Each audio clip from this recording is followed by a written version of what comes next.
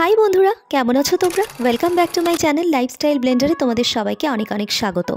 আজ আমি তোমাদের সঙ্গে শেয়ার করব খুবই মজাদার একটি রেসিপি, সুজির সন্দেশ, যেটা খেতে ভীষণই টেস্টি হয়। যার জন্য আমার লাগবে সুজি, যেটা আমি গ্রাইন্ডারে একটু গুঁড়ো করে নিয়েছি, আর লাগবে 10 টাকার গুঁড়ো দুধের প্যাকেট আমুলের।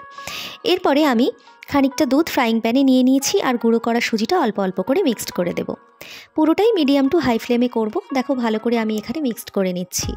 এরপরে নাড়ি চাড়িয়ে নিয়ে 10 টাকার যে গুঁড়ো দুধের প্যাকেটটা আছে সেটাই ভালো করে আমি পুরোটাই এখানে লেগেছে আমার দিয়ে দিলাম। দিয়ে আমি ভালো করে আবার সমস্ত উপকরণগুলো মিশিয়ে নেব। এরপরে আমি আগের দিনকে চাছি বানিয়ে রেখেছিলাম, সেই চাছিটাই আমি কিন্তু এখানে অ্যাড করব। বন্ধুরা, তোমরা যদি বাজারে যে খোয়া কিনতে পাওয়া যায় সেটাও কিন্তু কিনে নিয়ে এসে অ্যাড করতে পারো, খুব ভালো হয়। আর বন্ধুরা, যে ড্রাই নারকেলের গুঁড়ো যে কিনতে পাওয়া যায় বাজারে, সেটা যদি তোমরা অ্যাড করতে পারো না, তাহলে আরও বেশি টেস্ট হবে, কিন্তু আমার কাছে ছিল না অ্যাভেলেবেল, সেই জন্য আমি অ্যাড করতে পারিনি।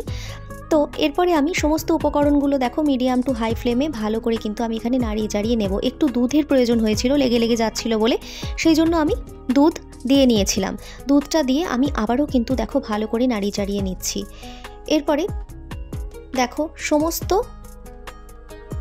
উপকরণগুলো মিক্সড করার পরে ছেড়ে ছেড়ে আসবে, একটু মাখো মাখো হয়ে যাবে, ঠিক এরকম একটা কনসিস্টেন্সি চলে এসেছে। তখন আমি কি করব, একটু হাতে ঘি মাখিয়ে একটা থালাতে তুলে রাখবো, যাতে আমার হাতে লেগে না যায়। আর অবশ্যই একটু হালকা গরম থাকতে থাকতে এটাকে কিন্তু মেখে নিতে হবে। এবার একটু সেট হওয়ার জন্য আমি ফ্রিজে দিয়েছিলাম, নাহলে কিন্তু লেগে যাচ্ছিল হাতে। এরপরে সেট হয়ে যাওয়ার পরে একটা প্লাস্টিক আমি এখানে নিয়ে নিয়েছি। বন্ধুরা, আমার কাছে কিন্তু ফয়েল পেপার ছিল না।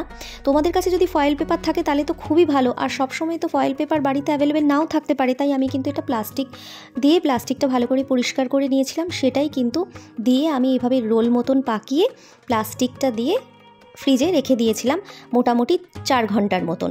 এরপরে প্লাস্টিকটা খুলে আমি দেখো এই ডোটাকে এইভাবে কেটে নেব, তাহলেই তৈরি হয়ে যাবে আমাদের সুজির সন্দেশ। বন্ধুরা, দারুণ টেস্টি হয় এটা। ফ্রিজে রেখে কিন্তু তোমরা মোটামুটি 2 থেকে 3 দিন খেতে পারবে, ভীষণই মজাদার হয়। বন্ধুরা, দারুণ লাগে, একবার অন্তত করে দেখবে। আর রান্নাটি ভালো লাগলে ভালোবাসা দেবে, সাথে থাকবে, লাইক শেয়ার কমেন্ট করতে ভুলবে না। ভালো থাকবে, টাটা।